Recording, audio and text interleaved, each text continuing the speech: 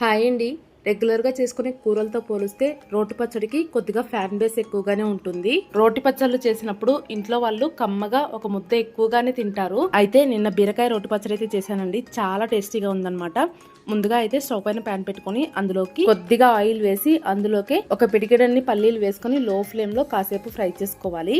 ఆ తర్వాత నువ్వులు కూడా వేసుకొని రెండింటిని ఫ్రై చేసుకొని తీసేసుకోండి. ఇప్పుడు మళ్ళీ ప్యాన్ లోకి ఇంకొద్దిగా ఆయిల్ వేసుకొని 5-6 పచ్చిమిరపకాయలని ఇలా తుంచుకొని వేసుకోండి. అలాగే ఒక బీరకాయని తొక్కు తీయకుండా శుభ్రంగా కడిగేసి ఇలా ముక్కల్లాగా కట్ చేసుకొని వేసుకోండి. బీరకాయ పచ్చిమిరపకాయలు రెండు సాఫ్ట్ గా అయిపోయిన తర్వాత తీసేసుకొని ఇప్పుడు మళ్ళీ ప్యాన్ లోకి టమాటాలు వేయించుకోవడానికి కావాల్సినంత ఆయిల్ వేసుకొని టమాటాలని ఇలా 2 ముక్కల్లాగా కట్ చేసి బాగా ఫ్రై చేసుకోవాలి.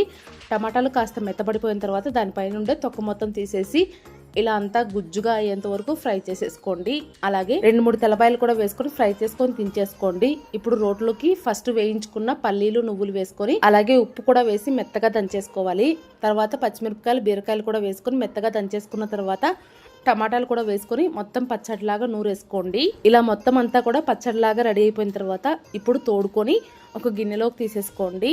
పచ్చడిని కావాలంటే ఇలాగే తినేసేయచ్చు, లేదంటే తాలింపు కూడా పెట్టుకోవచ్చు అనమాట. తాలింపు కోసం స్టవ్ పైన ప్యాన్ పెట్టుకొని కొద్దిగా ఆయిల్ వేసుకొని తాలింపు గింజలు అన్నీ వేసుకొని తాలింపు గింజల్ని ఫ్రై అవ్వనివ్వండి.